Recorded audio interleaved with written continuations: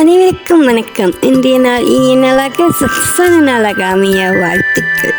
எனக்கு ஆதரவு தந்து கொண்டிருக்கின்ற அனைத்து அன்பு உள்ளங்களுக்கும் மிக்க நன்றிகள். இன்றைய பாடலுக்கான வரிகளை பார்ப்போம்.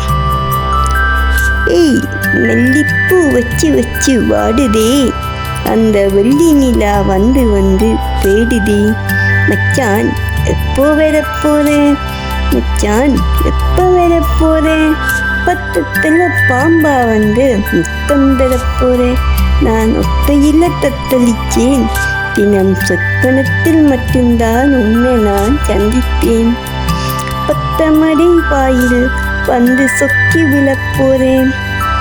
வாசல பார்க்கிறேன் கோலத்தை காணோம், வாளிய சிந்துறேன் தண்ணிய காணோம், சோழி தேடி போனா காணாத தூரம், கொட்டிக்கரை நெஞ்சில் தாளாத பாரம்,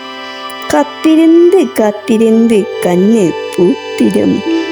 ஈரமாகும் கண்ணோரம் கப்பல் ஆடும், பக்கத்துல பாம்பா பாம்பா பாம்பா முத்தம் தர போரா போரா போரா, பக்கத்துல பாம்பா போய் முத்தம் தர மச்சான், மச்சான் மச்சான்,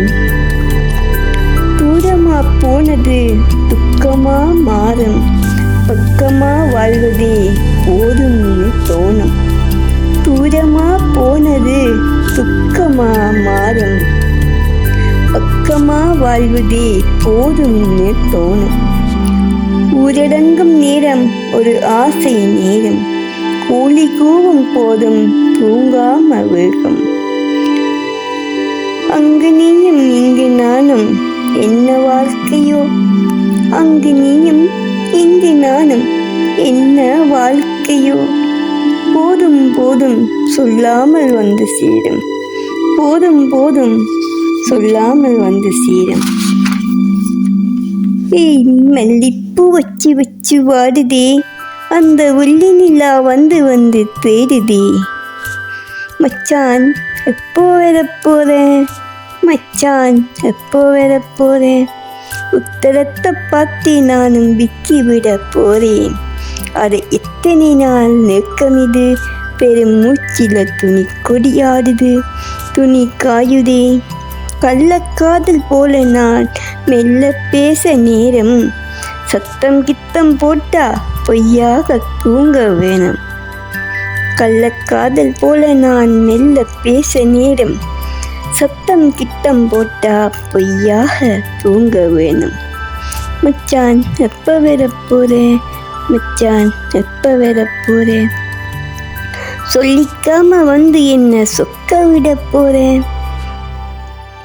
சொல்லிக்காம வந்து சொக்க விட போறேன். ஆம், பிரிவின் அருமை தூர இடங்களில் வேலைகளுக்காக சென்றிருக்கும் தம்பதிகளுக்குத்தான் புரியும், அவர்களுக்குத்தான் தெரியும், அருகில் இருந்து செல்ல சண்டை போட்டு பின் உரிமையுடன் மன்னிப்பு கேட்டு சொறை சொல்லி பதிலுக்கு சொறை சொல்லி மீண்டும் சேர்ந்து வாழ்வதும், ஒருவருக்கொருவர் மரியாதை கொடுத்து வாழ்வதும் தான் வாழ்க்கை. ஒருவரின் விருப்பத்தை மதித்து அந்த விருப்பத்தை நிறைவேற்றி மகிழ்வதுதான் உண்மையான வாழ்க்கை. இது இறைவன் தந்த வாழ்க்கை, அதை நன்றியோடு அன்போடும் அனுபவிப்போம்.